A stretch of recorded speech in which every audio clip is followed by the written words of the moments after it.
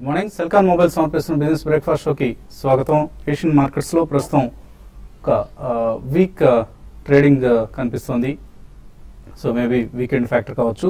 China market ఇవాళ కూడా సెలవు తీసుకున్న నేపథ్యంలో ఇంకా మార్కెట్స్ చైనా ఫ్యాక్టర్ని అలాగే అన్నిటికంటే ముఖ్యంగా ఇవాళ వెలువనున్న US non farm payrolls data, August నెలకు సంబంధించిన నాన్ ఫామ్ పేరోల్స్ డేటా ఇవాళ వెలువడబోతోంది ఈ సాయంత్రం. సో అది అందరికీ ప్రస్తుతం టెన్షన్, ఆ జాబ్స్ డేటా ఏ విధంగా ఉంటుంది అనే అంశంపై. ఎందుకంటే ఒకవేళ స్ట్రాంగ్ జాబ్స్ డేటా అంటే మార్కెట్ అంచనా వేస్తుంది 2,20,000 జాబ్స్ బహుశా కొత్తగా యాడ్ అయి ఉంటాయి ఆగస్టు నెలలోని. సో ఎంతకంటే ఎక్కువ డేటా వచ్చి స్ట్రాంగ్గా వస్తేనేమో బహుశా US fed reserve September 17th పాలసీలో ఇంట్రెస్ట్ రేట్ హైక్ను ప్రకటించే అవకాశం ఉంది. ఒకవేళ వీక్ జాబ్స్ డేటా వస్తే కొద్దిగా పోస్ట్పోన్ చేసుకుని మళ్ళీ డిసెంబర్ వరకు ఇంట్రెస్ట్ రేట్ హైక్ ఉండకపోవచ్చు అన్న అంచనా కూడా మార్కెట్స్లో ఉంది. సో ఈ 2 నిమిషాలు ఏది జరుగుతాయి అనేది వాళ్ళ సాయంత్రం వెలువడబోతున్న డేటాను బట్టి ఉంటుంది. సో గ్రోత్, ఇన్ఫ్లేషన్ ఇటువంటి అంశాలతో పాటు ప్రస్తుతం US non farm payrolls data మార్కెట్స్ను కలవరపరుస్తున్న అంశం. అలాగే చైనా, ఆఫ్ కోర్స్ చైనా 2 రోజులు సెలవు తీసుకుంది. మండే రోజు మళ్ళీ ప్రారంభమవుతుంది. మండే మళ్ళీ యాజ్ యూజువల్ వీక్గానే ఓపెన్ అయ్యే అవకాశాలు కనిపిస్తున్నాయి. ఎందుకంటే రకరకాల డేటా నెగిటివ్ గానే వస్తుంది. బీజింగ్ సంబంధించి అక్కడ ఎకానమీ స్లోడౌన్ అనేది వరల్డ్ మొత్తాన్ని ఇంపాక్ట్ చేస్తున్న అంశం.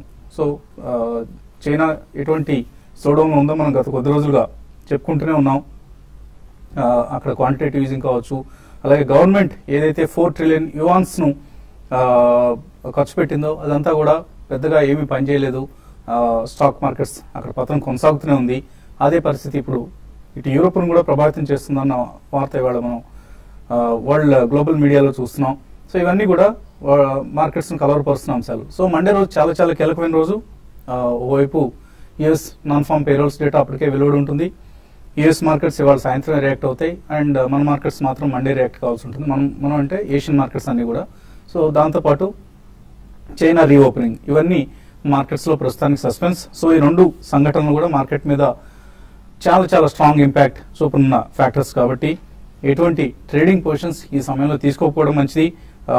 ఎందుకంటే నిన్న కూడా మనం చూసాం మార్కెట్స్ బాగా పెరిగినట్లు కనిపించింది, స్ట్రాంగ్ రీబౌండ్ కనిపించింది, బౌన్స్ బ్యాక్ అయ్యాయని అనిపించింది. కానీ లో వాల్యూమ్స్, లో పార్టిసిపేషన్, ఈ 2 కూడా బోత్ ఇన్స్టిట్యూషనల్ ఇన్వెస్టర్స్ నుంచి మనం గమనించాం. సో ఎఫ్ఐఎస్ కావచ్చు, డొమెస్టిక్ ఇన్స్టిట్యూషనల్ ఇన్వెస్టర్స్. ఎఫ్ఐఎస్ నిన్న 400 కోట్ల రూపాయల సెల్లింగ్ చేస్తే డొమెస్టిక్ ఇన్స్టిట్యూషనల్ ఇన్వెస్టర్స్ సుమారుగా 840 కోట్ల రూపాయలు బయింగ్ చేశారు. సో లోవర్ లెవెల్స్ లో డిఐఎస్ బయింగ్ అనేది కొంత ఊరట కలిగించే అంశం. హెచ్డిఎఫ్సి, ఐసిఐసిఐ, హెచ్డిఎఫ్సి బ్యాంక్ ఇటువంటి కౌంటర్స్ లో మనం బయింగ్ చూసాం డొమెస్టిక్ ఇన్స్టిట్యూషనల్ ఇన్వెస్టర్స్ నుంచి. బట్ ఎఫ్ఐఎస్ మాత్రం తమ సెల్లింగ్ ను ఆపకుండా కొనసాగించారు. ఆఫ్ కోర్స్ వాల్యూమ్స్ కొద్దిగా తక్కువగా ఉన్నాయి. So all in all wait and watch. ఎటువంటి వీకెండ్ పొజిషన్స్ క్యారీ చేయొద్దు, both short or long positions Monday రోజు కోసం. ఎందుకంటే ఇటే ఎలా అయినా సరే రియాక్ట్ అయ్యే అవకాశం కనిపిస్తుంది. Markets either positive side or negative side 2 50-50గా కనిపిస్తున్నాయి. కాబట్టి మార్కెట్స్ పరిస్థితి గురించి మాట్లాడేందుకు మనతో అనలిస్ట్ కుటుంబరావు గారు టెలిఫోన్ లైన్లో సిద్ధంగా ఉన్నారు. అలాగే స్టూడియోలో రవీంద్ర గారు ఉన్నారు. ముందుగా Kutumbarao, good morning. Good morning అండి. సో ఎటువంటి ఓపెనింగ్ ఎక్స్పెక్ట్ చేస్తున్నారు ఇవాళ? మార్కెట్స్ సంబంధించి స్టాక్ మార్కెట్స్ చాలా కీలకమైన దశలో ఉన్నాయి ఇప్పుడు. అంటే ఒక్కటండి, రేంజ్ బౌండ్ ఉంటాయని చెప్పేసి అంటాను. ఎందుకంటే రీసెంట్ క్రాష్ తర్వాత అనమాట కొంచెం శానిటీ వస్తుంది మార్కెట్ లో. కానీ ఈ వారం ట్రేడింగ్ అంతా మీరు అబ్జర్వ్ చేస్తే సోమవారం నాడు పాజిటివ్ గా ఉన్న తర్వాత 3 days కంటిన్యూస్ గా వీక్నెస్ వచ్చింది. మళ్ళా నిన్న కొంచెం రీబౌండ్ వచ్చింది. బట్ ఇట్లా రీబౌండ్ అనమాట సస్టైన్ అవుతుందా లేదా అనేది కూడా అనమాట డౌట్ఫుల్ గా ఉందన్నమాట. ఎందుకంటే lower top, lower bottoms form అవుతుంది ఈవెన్ టెక్నికల్లీ చూస్తేనమాట. అయితే టెక్నికల్స్ పక్కన పెట్టేస్తే మనం అబ్జర్వ్ చేయాల్సింది అనమాట ఓవరాల్ గా ఫారిన్ ఇన్వెస్టర్స్ పార్టిసిపేషన్ ఎట్లా ఉందని. వాళ్ళు టోటల్లీ నెగిటివ్ గా ఉన్నారు.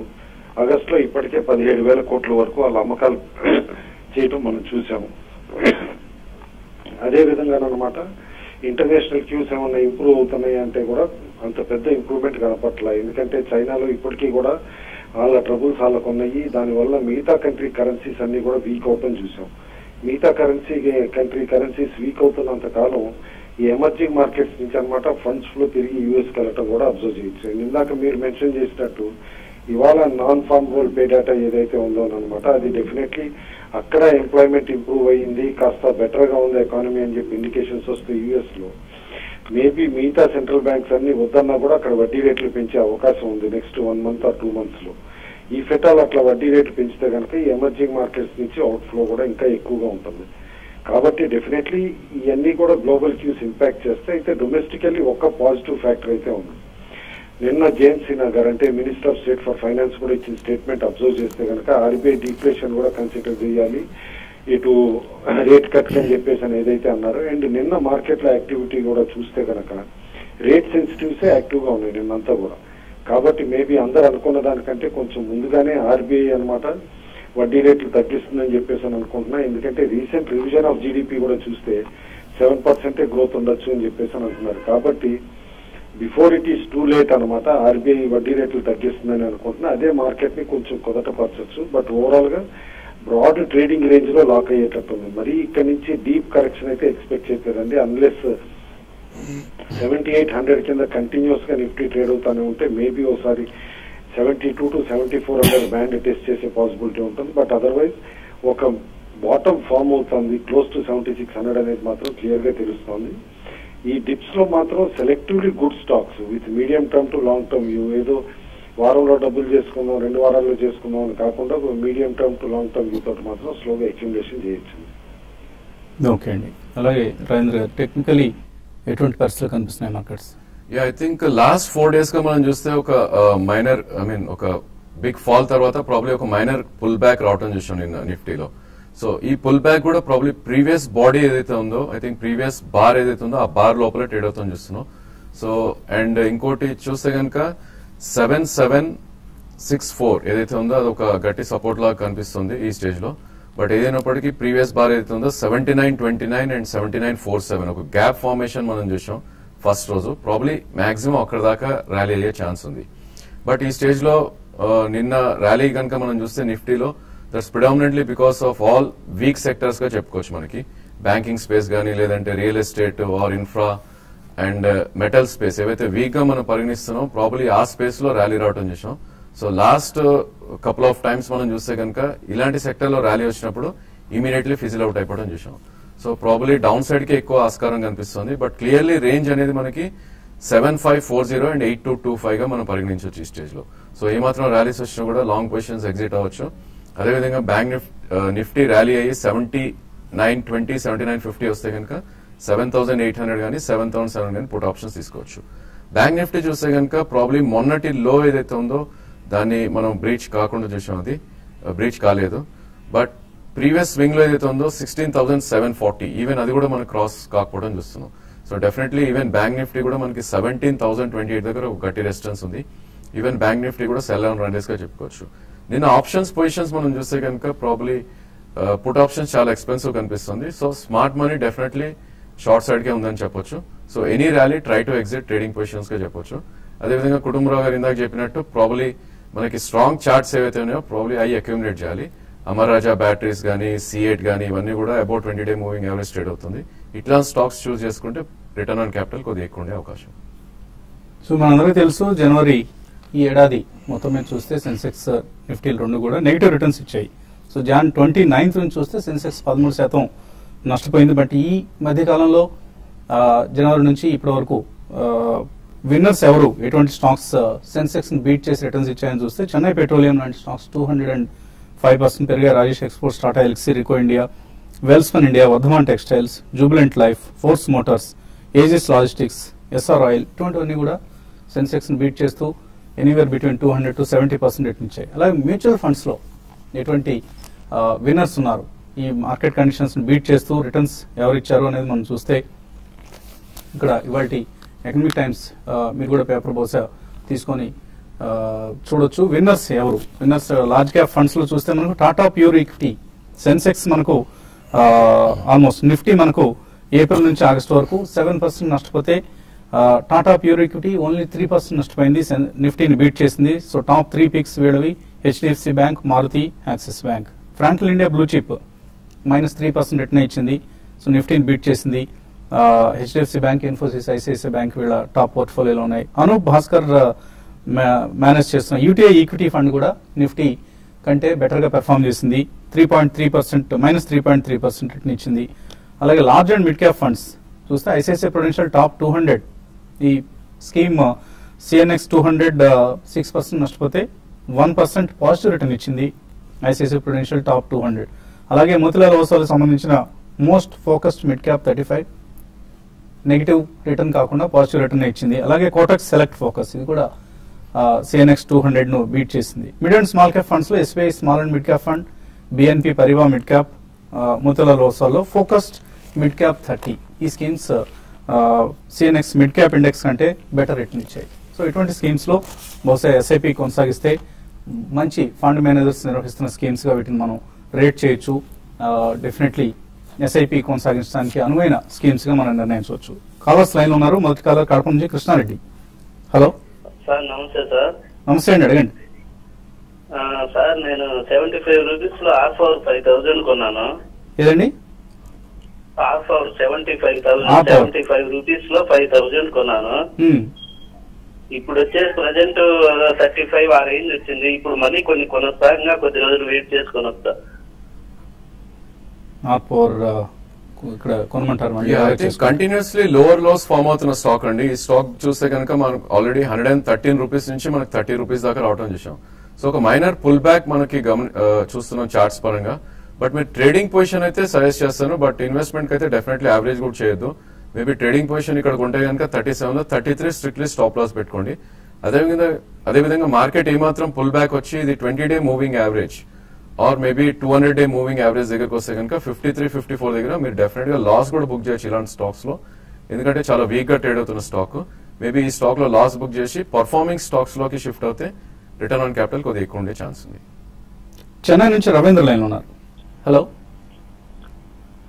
హలో, గుడ్ మార్నింగ్ అండి. మార్నింగ్ అండి, అడగండి. ఏబీజీ షిప్ యార్డ్ 700 షేర్స్ 240 దగ్గర హోల్డ్ చేస్తున్నానండి. ఓకే. ఇప్పుడు ఈ కరెంట్ లెవెల్ దగ్గర నేను అక్యుములేట్ చేయొచ్చు, యావరేజ్ చేయొచ్చా లేకపోతే ఎగ్జిట్ అవ్వాలా? అలాగే మనుగ్రాఫ్ ఇండియా 50 దగ్గర 1000 షేర్స్ హోల్డ్ చేస్తున్నాను. ఇప్పుడు దాని గురించి ఏం చేయాలి? సో కుటుంబరావు ఆన్సర్ చేస్తారు దీనికి. ఏబీజీ షిప్ యార్డ్ అండ్ మనుగ్రాఫ్ ఈ రెండు స్టాక్స్ పరిస్థితి ఏంటండి? కంపెనీస్ కి కొంచెం కేంద్ర ప్రభుత్వం ఓవర్ట్ ఇచ్చిందండి. మీరు ఈ వీక్ అబ్జర్వ్ చేస్తే అనమాట central government communication that incentive అనమాట షిప్ యార్డ్స్ కి తిరిగి రివైవ్ చేశారు ఓవర్ ది 10 years అనమాట. కాబట్టి ఆ ఇన్సెంటివ్స్ డెఫినెట్లీ ఒక పుల్ బ్యాక్ ర్యాలీకి కారణం కావచ్చు. అయితే ఏబీజీ అవనివ్వండి, భారతీయ అవనివ్వండి, పివావా డిఫెన్స్ అవనివ్వండి, ఇవన్నీ కూడా అనమాట ఆల్రెడీ వాళ్ళకున్న డెట్ ఏదైతే ఉందో ఆ డెట్ మేనేజ్మెంట్ ని బట్టి కూడా స్టాక్స్ పెరిగే పాసిబిలిటీ ఉంటుంది. యాజ్ ఆఫ్ నౌ అయితే ఏబీజీ హోల్డ్ చేయమని చెప్పేసి చెప్తాను. రెండో స్టాక్ మనుగ్రాఫ్ ప్రింటింగ్ కంపెనీస్ లో, ఇండియన్ ప్రింటింగ్ కంపెనీస్ లో లీడర్ అండి. బట్ డెఫినెట్లీ పెర్ఫార్మెన్స్ బాగోట్లేదు. లాస్ట్ కపుల్ ఆఫ్ క్వార్టర్స్ చూస్తే అనమాట కంపెనీ కూడా కాస్త సరిగ్గా పెర్ఫార్మెన్స్ ఇవ్వట్లేదు. ఎనీ పుల్ బ్యాక్ లో అమ్మమని చెప్పేసి చెప్తాను కానీ ఫ్రెష్ బయింగ్ అడ్వైజ్ చేయండి. ఓకే అండి. సో మనుగ్రాఫ్ ని ర్యాలీస్ లో అమ్ముకోండి. ఏబీజీ ప్రస్తుతానికి హోల్డ్ చేయండి. మేబీ బెటర్ డేస్ అహెడ్ అని అన్న ఉద్దేశంతో. మరిన్ని కాల్స్ అలాగే మెయిల్స్ తీసుకునే ముందు కాసేపు ప్రకటనలు.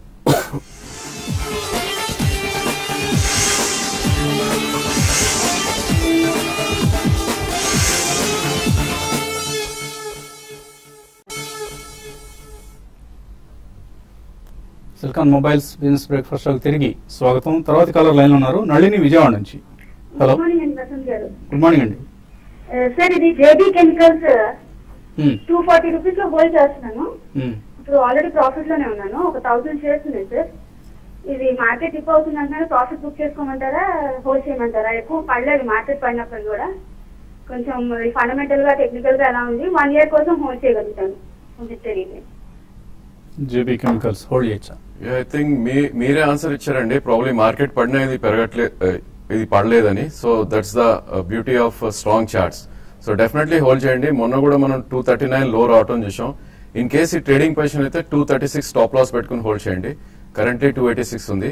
ఇది ప్రీవియస్ స్వింగ్ హై ఏదైతే ఉందో 297 అది క్రాస్ అవుతే కనుక 330, 340 దాకా వెళ్ళే ఛాన్స్ ఉంది. డెఫినెట్లీ హోల్డ్ చేయండి. మేబీ 310, 320 దగ్గర మీరు పార్షియల్ ప్రాఫిట్స్ బుక్ చేసి మళ్ళీ డౌన్ లో కొంటాకు ప్రయత్నించండి. తర్వాత కాలర్ లైన్ ఉన్నారు. సంజీవ్ హైదరాబాద్ నుంచి. హలో. హలో, అడగండి సంజీవ్. సార్ నమస్తే.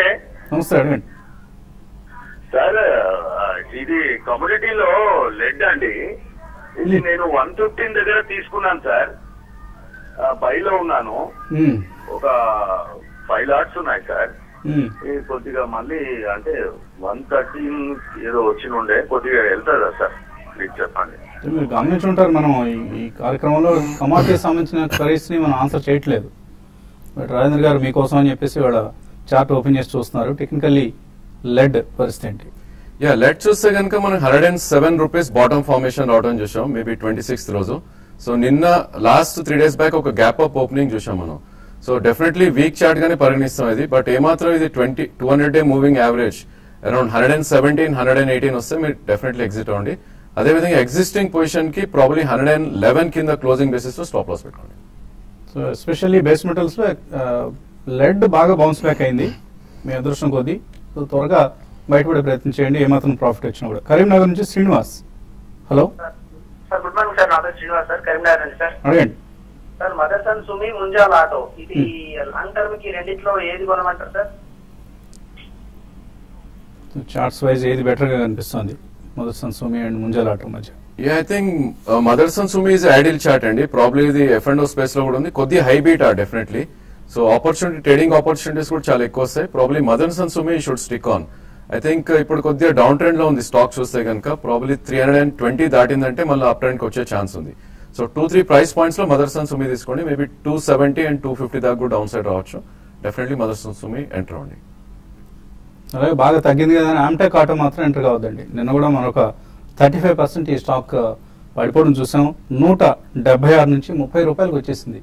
సో అంటే లాస్ట్ 1 month లో 83% పడిపోయిన ఏకైక స్టాక్ గా దీన్ని చెప్పుకోవచ్చు. ఆమ్టెక్ ఆటో చాలా చాలా ఇబ్బందులు ఉన్న గ్రూప్ ఇది. సో దయచేసి ఈ స్టాక్ జోలికి మాత్రం వెళ్ళకండి. తర్వాత మెయిల్స్ మనం పరిశీలిస్తే విజయ్ కుమార్ అడుగుతున్నారు, అరవిందో ఫార్మా 810 రూపాయలకు ఉన్నారు, సిప్లా 710, ఎల్ఐసి హౌసింగ్ 490, 5 సంవత్సరాల కోసం కొన్నారట. ఇవన్నీ కూడా హోల్డ్ చేయొచ్చు. ఐ థింక్ డెఫినెట్లీ హోల్డ్ చేయొచ్చండి. అన్ని బుల్ ట్రెండ్ లో ఉన్న స్టాక్స్. ప్రాబ్లీ ఇప్పుడు ఒక మైనర్ కరెక్షన్స్ రావడం చూస్తున్నాం. మేబీ ఎల్ఐసి ఇన్ఫాక్ట్ మీరు యావరేజ్ చేసి ఇక్కడ యావరేజ్ ప్రైస్ రెడ్యూస్ చేసుకోవచ్చు. అన్ని కూడా మంచి స్టాక్స్, డెఫినెట్లీ హోల్డ్ చేయండి. కుమార్ స్వామి అడుగుతున్నారు, సుబ్రోస్, ప్రతిభా ఇండస్ట్రీస్ ఈ రెండు లాంగ్ టర్మ్ కోసం కొనుక్కోవడానికి మంచి సమయం అనేది? ఐ థింక్ మిడ్ క్యాప్స్ లో కొద్దిగా కరెక్షన్ మోడ్ లో చూస్తున్నాం అండి. ప్రాబ్లీ కొద్దిగా వెయిట్ చేయండి. ఈ స్టాక్స్ చూస్తే కనుక below 20-day moving average trade అవుతుంది చూస్తున్నాం. మేబీ 10-15% కరెక్షన్ వస్తే definitely you can buy. Rajesh Nayak అడుగుతున్నారు, సన్ ఫార్మా మరికొంత తగ్గే అవకాశం ఉందా లేదా ఇక్కడ కొనుక్కోవచ్చా? సన్ ఫార్మా ఆల్రెడీ మనం బాటమ్ నుంచి ఒక మంచి ర్యాలీ రావటం చూసామండి. ప్రాబ్లీ కొద్దిగా సైడ్ వేస్ లో ఉండే అవకాశం ఉంది. మార్కెట్ పడితే కనుక మేబీ 830 దాకా కూడా వచ్చే అవకాశం ఉంది. ఫస్ట్ ప్రైస్ పాయింట్ ఇక్కడ తీసుకోండి, మేబీ 830లో సెకండ్ ప్రైస్ పాయింట్ గా యావరేజ్ చేయండి. గోపాల్ కొంపల్లి,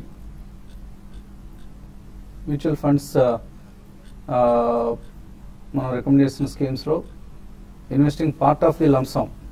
ఓకే, తప్పకుండా మీరు మార్కెట్ పడుతున్నప్పుడల్లా కొద్దిగా ఇన్వెస్ట్ చేస్తూ వెళ్ళండి. మనం రికమెండ్ చేస్తున్న స్కీమ్స్ లో లంసమ్ గా ఇన్వెస్ట్ చేయాలనుకుంటే ఎస్ఐపి అయితే ఎటువంటి అభ్యంతరం లేదు, నిరభ్యంతరంగా కొనసాగించండి.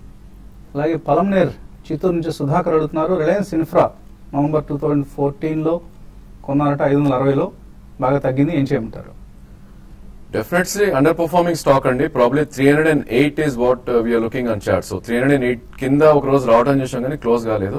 సో ఏమాత్రం ఇది మీకు పుల్ బ్యాక్ వచ్చి మేబీ 390 and 400 దగ్గరకు వస్తే కనుక ఎగ్జిట్ అయిపోండి. వీక్ చార్ట్ ఇది చాలా. మోహన్ చౌదరి అడుగుతున్నారు, దివీస్ ల్యాబ్స్ బోనస్ షేర్స్ ఇచ్చింది ఆగస్టులో, ఎక్స్ బోనస్ రికార్డ్ డేట్ ఏదైనా అనౌన్స్ చేశారా? మీకు ఏదైనా సమాచారం ఉందా? బిఎస్సి సైట్ లో ఉంటుందండి. ఒకవేళ అటువంటిది ఏదైనా కనుక వాళ్ళు ఇచ్చుంటే ఒకసారి బిఎస్సి సైట్ లోకి వెళ్ళి మీరు దివీస్ ల్యాబ్స్ అన్న స్టాక్ నేమ్ కోసం వెతికితే అక్కడ కార్పొరేట్ అనౌన్స్మెంట్స్ లో దొరకవచ్చు. పి శాస్త్రి అడుగుతున్నారు, సిసిఎల్ ప్రొడక్ట్స్ మీద వియత్నాం డాంగ్ ఎఫెక్ట్ ఏదైనా ఉంటుందా కరెంట్ మార్కెట్ ప్రైస్ లో? Hold are cell? It's a hold అండి. ప్రాబ్లీ కొద్దిగా వీక్ గా ట్రేడ్ అవుతున్నప్పటికీ మేబీ మొన్నటి లో ఏదైతే ఉందో 195 స్టాప్ లాస్ పెట్టి మీరు హోల్డ్ చేయండి. అండ్ అదేవిధంగా పుల్ బ్యాక్ వచ్చి 236 and 240 వస్తే కనుక అక్కడ ప్రాఫిట్స్ చేసుకోండి. కొల్లూరు శ్రీనివాస్ అడుగుతున్నారు, లాంగ్ టర్మ్ కోసం తీస్తున్నారట ఇవన్నీ. ఎస్బీఐ 272లో, ICICI, Sun Pharma, Suven life ఇవన్నీ కూడా హోల్డ్ చేయొచ్చా? ఇంకా ఏదైనా షిఫ్ట్ కావచ్చా వీటిలోంచి? ప్రాబ్లీ ఐ థింక్ స్టాక్స్ అన్ని కొద్దిగా బెటర్ గానే ఉన్నాయండి. I think you can hold for long term. కొద్దిగా హై ప్రైస్లో ఎంటర్ అయ్యారు, అంతమించి వరి కావాల్సిన అవసరం లేదండి. మార్కెట్ కండిషన్స్ ఇలా ఉన్నాయి కాబట్టి అండర్ పర్ఫార్మ్ చేస్తున్న స్టాక్స్ ఇవన్నీ. శ్రీనివాస్ అడుగుతున్నారు కేవీబీ కరూరు వైశ్య బ్యాంక్ కొన్నట 540లో, ఇప్పుడు బోనస్ రైట్స్ వీటన్నిటి ఫలితంగా 50 షేర్లు కాస్త 400 షేర్లు అయ్యాయి. 27,000 ఆయన ఇన్వెస్ట్ చేశారు ఇంతకుముందు 2006లో, ఇప్పుడు 2 లక్షలు అయింది. డివిడెండ్ పేఅవుట్స్ కూడా చక్కగా ఉన్నాయి. ఏం చేయమంటారు, ఇవి హోల్డ్ చేయమంటారా? ఇట్స్ ఏ హోల్డ్ అండి. ప్రాబ్లీ ఇవన్నీ I think you should retain for your children అట్లా అని చెప్తారు ఇలాంటి స్టాక్స్ అని. డెఫినెట్లీ హోల్డ్ చేయండి. ప్రాబ్లీ మార్కెట్ కరెక్ట్ అయ్యి ఇంకా పడితే కనుక మేబీ 400 అరౌండ్ 380 400 వస్తే కనుక ఇంకా యావరేజ్ చేయమని చెప్తాను. For long term it's a very good bye. So ఆయనకు ఆల్మోస్ట్ 10 years కూడా కాలేదు, 9 yearsలో ఆయన ఇన్వెస్ట్మెంట్ 10 times అయింది. That is a power of equity. అందుకని మంచి బ్యాంక్స్ కానీ మంచి షేర్లలో ఎప్పుడు ఇన్వెస్ట్ చేసినా కూడా చక్కటి లాభాలు ఉంటాయి. Keep on investing in good stocks even in these kind of markets. Vishnu chemicals 226లో కొన్నారు రాజేశ్వరరావు. అలాగే డిష్మన్ ఫార్మా 160లో కొన్నారు. ప్రాఫిట్స్ బుక్ చేసుకోవచ్చా?